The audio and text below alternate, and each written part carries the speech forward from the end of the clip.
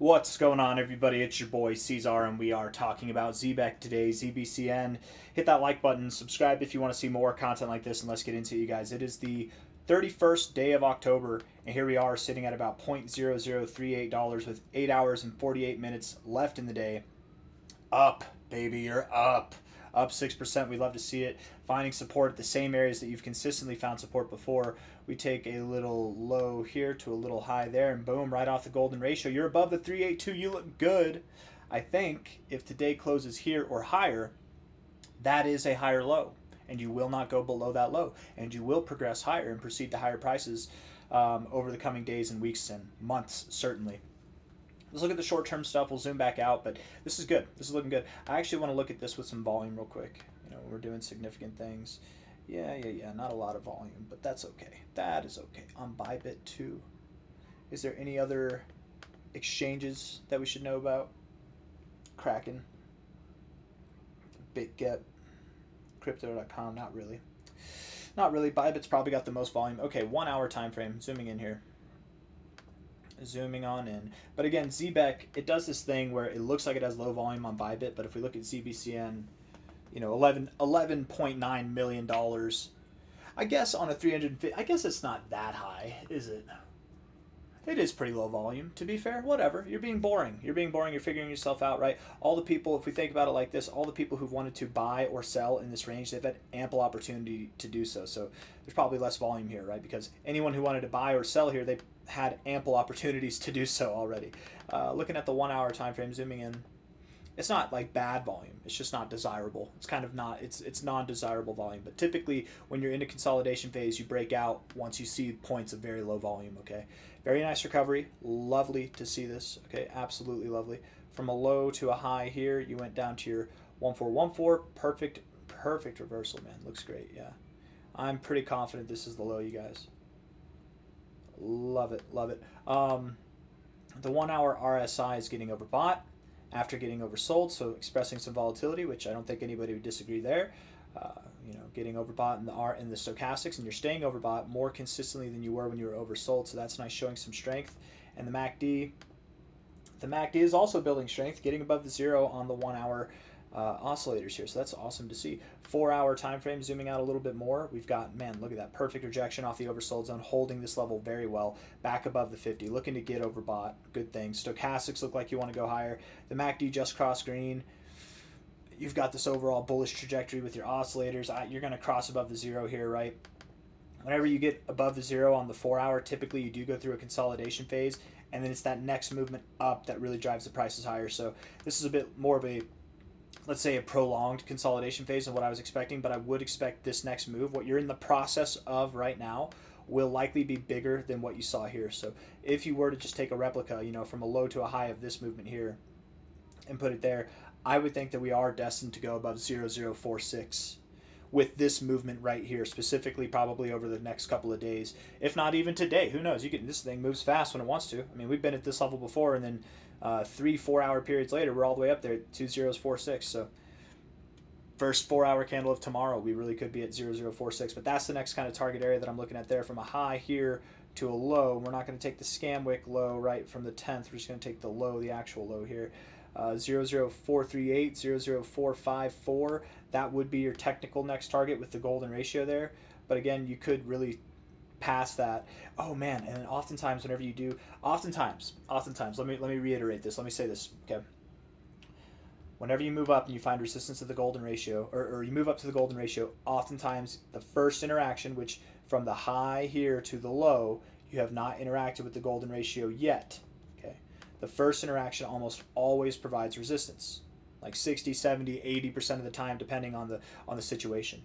Whenever you have an interaction with the 0.5 like this before the golden ratio, this ups the chances that you break through the golden ratio and you go to the 786, 886. So much so that I would say where it's like a 60 to 80% chance that you stop here on the first attempt, with this kind of interaction, it's more like a 50% chance that you stop here, 50% chance that you break through. So it's really a flip of a coin. I'm personally under the impression that we do see prices that are up here. You break above this point here, you're breaking out of this overall consolidation phase. I don't think you're going to break out of this consolidation phase just to get a little oomph right there. I think you're going to go up to where you found resistance before. That makes sense to me. So something at 00476 to 005 is the next target. And being on a 4-hour time frame, I mean, you should be there within the coming days. Maybe tomorrow. Who knows? It's going to happen fast. This thing moves fast, you guys. Again, we look back in time at this area. I mean, you move up fast, you move down pretty slow, with the exception of the 10th. 4-hour time frame, the RSI looks great, stochastics look great, MACD looks great. Love it, love it, love all of it. Actually, the MACD, to be fair, doesn't look great, but it's shaping up to look great. Just this overall trend in the oscillator helps it look good.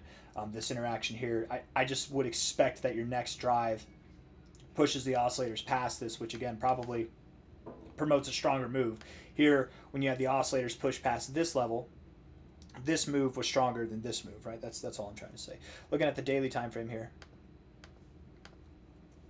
the RSI is perfect, bouncing at the same area that it's bounced before, bouncing right off the 40. We love it. Stochastics are weird. We already know that I have a problem with the stochastics, but whatever. You know, to be completely fair, you do have a trajectory that you're respecting, so maybe that's where it's coming in. It's just you don't typically find support right here, do you? Like, there's no real times that you actually find support right there, boom, but then you went lower. You know what I mean? It's kind of odd, but whatever, it works. Not gonna, it doesn't mean you can't. It's not that you can't find support here. It's just it's odd. But with the reaction, with the results that we're seeing now, I think it would be odd to be anything but bullish, my friends. Anything but bullish. The MACD is providing bullish divergence too. Look at that. Hey, that's nice. That is nice, guys. Oh, maybe not. We have a slightly lower low. Oh, it's so sad. Almost had bullish divergence, but no cigar. That's okay though. You can see that the momentum is shifting from bearish to bullish, right? Here you had bearish momentum building. You got rid of your bullish divergence, but you still flipped and moved higher. So I wouldn't be surprised in the least if that's what we were doing here, with a move that takes you up to about 0047 or higher, right? Something like this, right there. If we zoom out, we look at this on a 3-day time frame. I think at this point it's pretty obvious. I was going to say it's pretty obvious that you're breaking out of this consolidation phase, but maybe not. I thought the consolidation phase was this for the longest time, right? This is what we thought, was that it was this. But looking at it now, because I just haven't looked at it, I thought that we'd broken out of it and just had an ugly breakup, but really looking at it now, I suppose we're more in like this kind of consolidation. Okay. Which is fine. Whatever. So we won't be breaking out of it there, but we are certainly thinking about breaking out of it. Whenever the time comes to break out, we'd probably be getting, once we're above about 0052, we're breaking out of this zone and going to the promised land that is anywhere from 3 cents to 7.7 cents. And we throw 3 cents on there. Isn't it funny, right? For such a long time throughout this range, 2 cents was what 3 cents is now, right? It was something that we just threw on there just as like a kind of courtesy to the pessimistic outcome. It's a courteous thought that we could stop at 3 cents. We used to be bullish. 3 to 4.5 cents was the top end of the range. Now it's the low end. 3 cents is just the courteous estimate. 4.4 cents is the minimum. 7.7 cents is the maximum. That's where you're going, likely between now and the end of the year, if not the end of November. We can move very fast, absolutely. And with this pent-up aggression you could definitely be up there by the end of November, if not early December. We really could be at prices that are at 10 cents or higher by the end of the year, but that might be reserved for sometime in January, and that's fine if it is.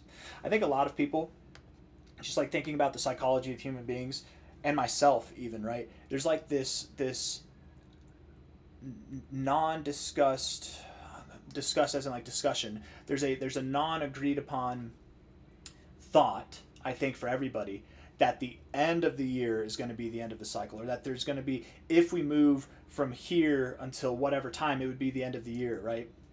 I think that the end of this next move is really going to be in January. So again, while we're talking about this being in the end of December or something like that, I still think we have more to go potentially into January. We really could see this move.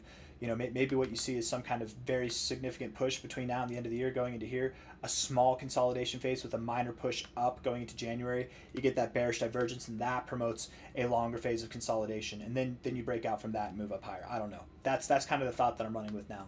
It would be too perfect to top off in December, to have a significant top off in December, I think, across the board. But maybe we do that. I don't know.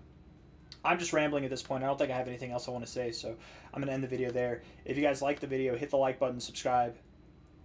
Thank you all for being here. You have gone below the ribbon. You're finding support there. The ribbon looks fine on the 3-day time frame. On the daily time frame, the ribbon's largely disrespected. So the fact that it looks bearish here, I'm not really paying any mind to that. And the weekly time frame looks great as well. So all positives there. Got nothing else. Take care. See you on the next one. Bye bye.